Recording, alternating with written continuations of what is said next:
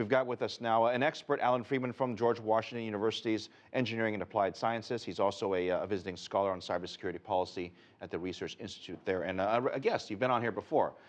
So this should be easy for you. We've talked about spying before. This is quite different, though, from the times we talked about in the past. Nathan was talking about the fact that he's hinting that there's some question marks about the timing of when these charges are being issued, and I want to throw that question to you. Does that mean anything to you, the timing? You know, these types of investigations take a long time. I think one of the noteworthy aspects on timing is today was not just the Department of Justice announcing that they had this indictment against these Chinese military members against spying in the United States, but the FBI also announced that they had found and cracked a global malware ring. And one of the interesting things about that is they emphasize the international cooperation nature. So this is the United States saying, listen, security is important. We're going to defend American interests, but the United States also needs to see itself as a global leader in securing cyberspace for everyone. That's necessary pushback against the NSA allegations we've heard the last year.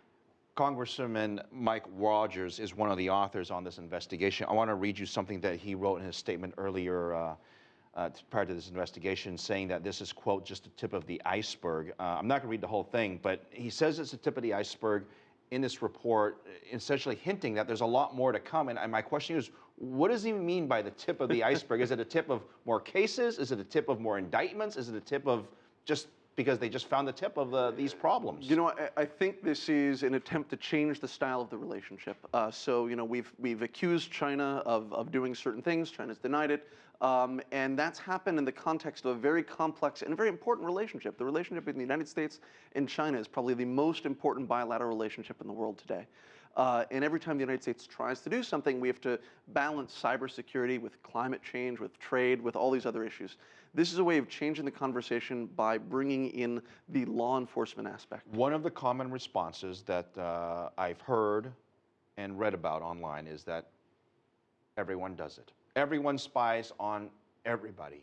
And my question to you is there a difference between when the military spies on somebody, or the CIA or the NSA, versus what these individuals are being accused of? This is effectively corporate espionage. Which is, you're completely, they are different. And it's why I don't like the term corporate or economic espionage, because espionage is legal. It is, countries have the obligation to defend their citizens.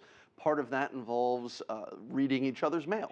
And the question is, you know, how is this different?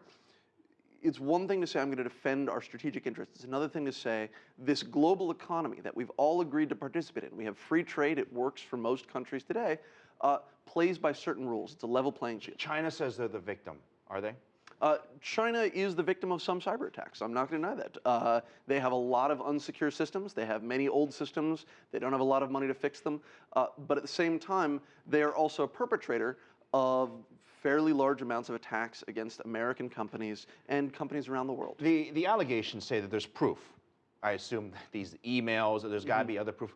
How do you prove someone has hacked into your system? And you're an expert at this. I know nothing about computers, but how do you prove that someone or some institution has hacked into your computer? It is very difficult, and you have to use forensics, right? We have medical forensics that brings together a small piece of a crime scene to tell a bigger story. Computer forensics are the same way. You look at saying, well, the data went from this server to this server, and this company was hit with similar patterns, and you put together a story that say, listen, these weren't isolated incidents. We can see that certain data was collected and treated in a certain way. Certain tools were used in common. You put that all together and you're able to tell a story. It's hard not to politicize this, but a lot of people are asking the question is, will China retaliate, number one? And if they do, what would that type of retaliation look like? And I know it's speculation, but I'm going to hand it off to you. You know, one of the mistakes we make when we talk about cybersecurity is we assume that everything has to happen in the same domain. One of the nice things, or one of the interesting things, is China has a lot of tools in their toolkit if they want to. For example, the companies that were involved that came and worked with the United States government didn't have the best relationship with the Chinese government in the first place. They were seen as competitors.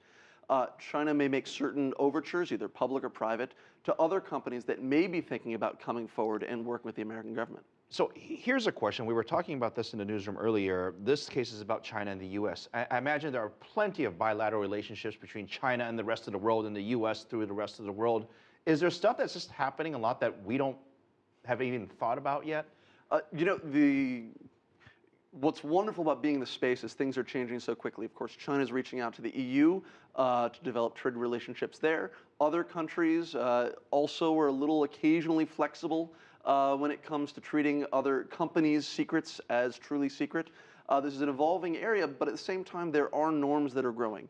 And the goal of the United States with these allegations and these charges is to really try to push the ball forward and saying, there's a difference between spying for national security and spying for international economic competitive advantage. They're trying to draw that line. Well, this story is just being reignited again. Allan Friedman, George Washington University, thank you very much for your insights and Thanks for having me. better to understand this problem.